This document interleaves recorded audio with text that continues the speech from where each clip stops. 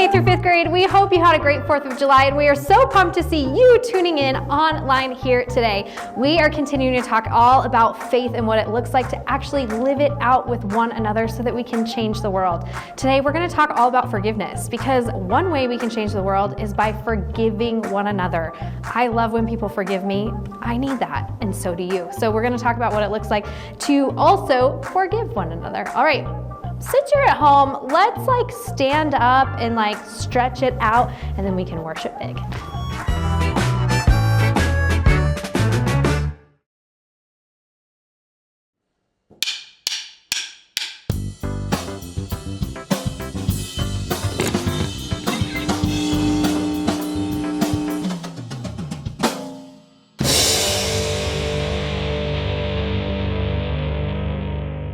When you get shoved, what comes out? Hey! Just like a cup spills what's inside, when we're riled up or something tough happens, we spill what's inside too. I can't believe this! Yeah? I don't like you either. This is taking so long. But under pressure, the good stuff can come out too. Okay, that really hurt. But I'm not gonna stay mad. Hey, let me give you a hand with that. I wonder why he said that. It would be great if you could just flip a switch and suddenly only wise, kind things come out when someone irritates you or makes you mad. But it doesn't usually work that way. Instead, the more time you spend with Jesus reading and listening and praying, the more you become like Jesus on the inside. You start to become more loving, joyful, peaceful, patient, kind, good, faithful, and gentle. And over time, when something makes you mad, Hey! Could you play with that somewhere else, please? You can start to respond to others with forgiveness, to show care and concern. You can start to love others like Jesus. Then God can work through you to change the world around you. That's why loving like Jesus is an amazing way to worship God with your life. It's a way to praise Him with all of your heart. Because worship is about more than just singing loud. It's all about living loud.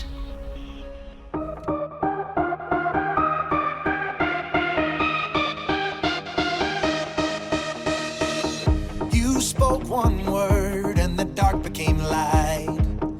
I believe it, yeah. You spoke my name and my heart came to life. I believe it, yeah. I wanna sing about it, I wanna scream and shout it. I'm gonna sing it right now. At the top of my lungs I sing. With all of my heart I will praise you. God, you are everything. You're the reason I lift my voice. At the top of my lungs I'll sing. With all of my heart I will praise you. God, you are everything. You're the reason I lift my voice. At the top of my lungs. Yeah, at the top of my lungs.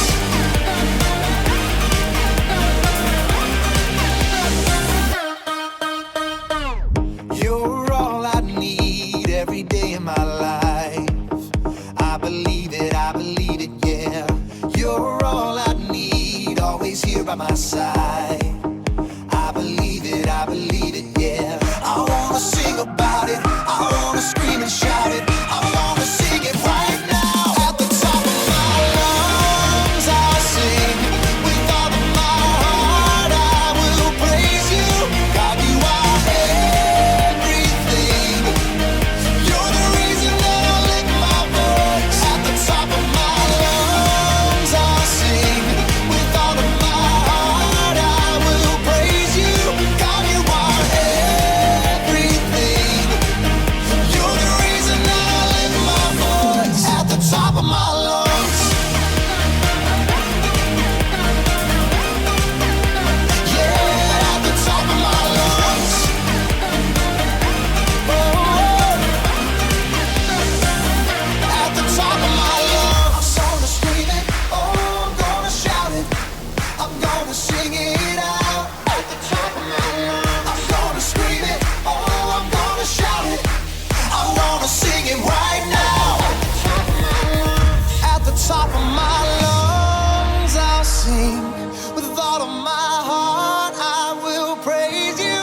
God, you are everything. You're the reason that I lift my voice. At the top of my lungs, I'll sing. With all of my heart, I will praise you. God, you are everything. You're the reason that I lift my voice. At the top of my lungs, I'll sing. With all of my heart, I will praise you. God, you are everything. You're the reason that I lift my voice. At the top of my lungs, at the top of my lungs. Yeah, at the top of my lungs.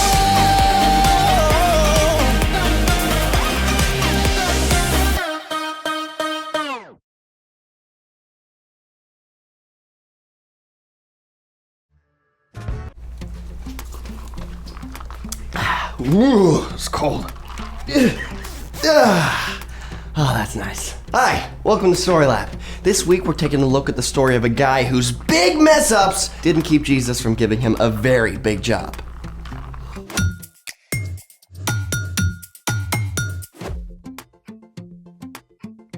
Hey, I'm Zeke. And I'm Carter. All month we're talking about what it looks like to live like Jesus. Hey, is this my new hoodie? Oh, yeah, the AC is freezing today. I knew you wouldn't mind. Actually, I just got it, so please be careful. Fool! Zeke! What? Duh! I am so sorry. I'll fix this. Do we have club soda? Oh, stain remover. You know, I've actually heard human saliva can work quite well. Ew, no, stop. Dude, it is just a shirt. Plus, I have a fail-safe way to get the stain out. Oh, an experiment. Great. I'll grab the stuff. Just tell me what you need. I can get whatever you want. I bet this will work. Here's a sponge. Where is the dish soap? That won't work. Here it is. And let's make it. Zeke, Yeah? my no-fail solution is to just hand the hoodie over to my dad. He's a whiz with laundry. Oh, so we're not doing an experiment? Well, actually, I do have one that uses dish soap, and it'll probably come in handy at steam camp too. Oh, wonderful. Then let's make it. Today, we're learning about surface tension, and this soap plays a big part. Okay, surface tension, dish soap, I'll go with it. Step 1, cut some fish out of a craft foam and make sure the tail forms a V like this. Then, use a permanent marker to give your fish eyes, gills, and whatever else you want.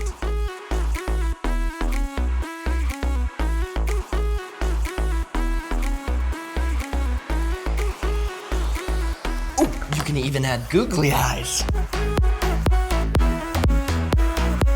Well, let me know how many to make. I'll let you make a whole school if you scale back on the puns. Okay, this is my official last pun. Good, because I challenge your fish to a race. You're on. All right, fishy, it's swim time. Oh, man. This race is for the fishes. Well, that's because we're missing one crucial ingredient. Oh, the dish soap. That's it. Step 2, put a little dab of soap along the edge of your fish's tail and see what happens. Okay. You ready? On your marks, get set, swim. Oh, look! Oh, that was a tie! Oh, man, fantastic! How does that work? Surface tension. Oh, surface tension. Explain? See, Zeke, water molecules are attracted to each other. Oh, how sweet. When we first put the fish in the water without soap, the water molecules formed a thin layer of skin and pulled from all sides so the fish didn't move. What? Let me show you.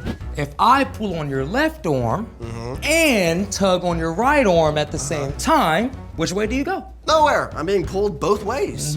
Right. That's what happened to the fish. It's called surface tension. So how does the soap help? Well, it lowers the water's surface tension on the side that has soap. So this side of the fish no longer had water pulling on it. Okay. But this side did. And that tug is what made the fish swim. Oh, brilliant! Let's race them again. Hey, Oh yeah, now the soap has spread everywhere. Oh, it contaminated the water. Yeah, and the surface tension was lowered everywhere. So we'll probably have to start over with a new fish and some new water. Well, I have lots of fish. Actually, so does our story. Oh. It's time for... The story before the story. Today, we're in John, the 4th book of the New Testament. John recorded stories from the life of Jesus to show that Jesus is God's son. When Jesus lived on earth, he chose disciples to follow and learn from him. One of them was a fisherman named Simon Peter. Now, Peter was an all-in type of guy. He got some things really right and some things really wrong. Peter was the first person to declare that Jesus is God's son. Yet minutes later, he tried to stop Jesus from following God's plan. During the final Passover meal that Jesus ate with his friends, Peter promised to always stand up for his friend. But just hours later, after Jesus was arrested, Peter denied knowing Jesus 3 times. Soon after, Jesus gave up his life and was killed. But he returned to life on the 3rd day and appeared to his friends. Which is where our story starts. Take it away.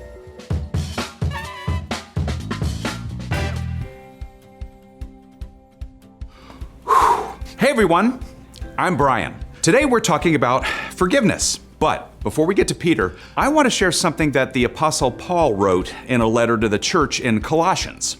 Put up with one another. Forgive one another if you are holding something against someone. Forgive, just as the Lord forgave you. And we're about to see this in a big way in Peter's story. To start off, can you imagine how awful Peter felt about denying Jesus? Even after Jesus returned to life, I'm guessing Peter's excitement was mixed with feelings of guilt, you know? Jesus was back, but none of his friends knew what would happen next, and Peter was sick of waiting around, so he announced, I'm going out to fish. Several of the other disciples came along, but just as on the night before Jesus first called Peter to follow him, the men caught 0 fish. Early in the morning, a man called out to them from the shore.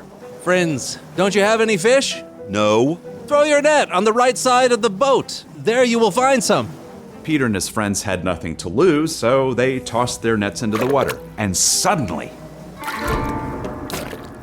the net filled with so many fish, they couldn't drag it back in the boat. This was almost exactly what happened just before Jesus called Peter to follow him. It is the Lord. Peter was so excited that he didn't wait for the boat, but leaped into the water and hurried to Jesus. Bring some of the fish you have just caught. Come and have breakfast. Jesus gave the men bread and fish, and they ate together. When they were finished, Jesus spoke to Simon Peter. Now, I'm sure Peter was wondering if Jesus was going to be angry with him, but Jesus simply said, Do you love me more than these others do? Yes, Lord. You know that I love you. Feed my lambs. What? Where do sheep come into this? So glad you asked. See, Peter knew that Jesus had compared himself to a good shepherd. And Jesus also compared all the people who needed and followed him to sheep.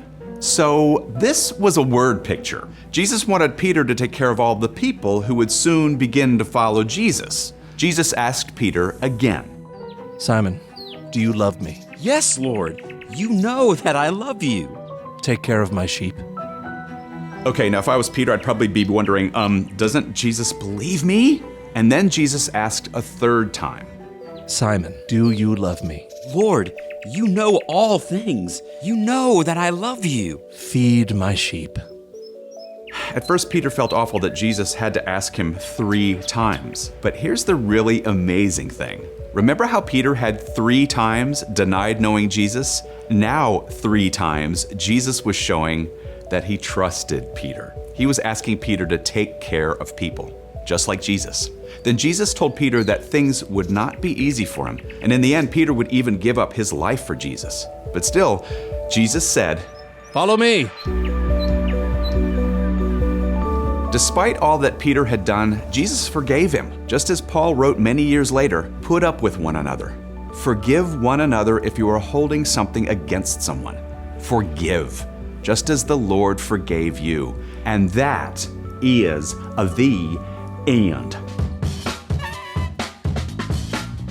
Peter must have been so relieved that Jesus forgave him. When someone forgives you, it's like a heavy load is lifted off your shoulders. Hey, that's a great word picture. So, what's our part in this story? You know, all summer we've been learning to live and love like Jesus did, right? And Jesus chose to forgive Peter. And Jesus forgives us for the wrong things we've done the moment we ask. So one of the best ways to love others like Jesus is choosing to forgive. Yeah, so if a kid at school says something mean, you can choose to forgive instead of saying something mean back. Or if your friend accidentally ruins a favorite toy or your favorite shirt, you can choose to forgive instead of staying mad. I mean, even parents need forgiveness sometimes. Like my mom was going to take us to see a movie, but she got the times wrong, so we missed it. I bet you were mad. Oh, I was, but I knew my mom didn't do it on purpose. I love her, so I did forgive her. Well done. Now, choosing to forgive does not mean that you should let anybody keep hurting you. If that happens, tell a grown-up you trust. But when you forgive, it frees you from getting bitter and thinking about it all the time. Yeah, instead, focus on how much Jesus loves us and how he forgives us all the time. Well, thank you for taking the time to chat with me, guys, and sorry I was late. Oh, we forgive you, right, Zeke? Absolutely. Aw, thank you. See you next time. See ya. Bye. So, here's the thing. Forgive one another. Whether your little brother knocks down your epic block build, Or your friend spills soda on your brand new hoodie. yeah. Sorry. Don't worry, bro. I forgive you. You think your dad worked his stain magic yet? Ooh, let's find out. Oh, The stain is wow. gone. Your dad is a genius with whatever mystery soap he used. Speaking of soap, let's raise some more fish. Oh, you are on! Thanks for joining us in the Story Lab. See you next time. 3, 2, 1. Go. Come on. Yes, I beat you! Woo! Thanks so much for joining us, friends. We can't wait to catch you next week for more fun.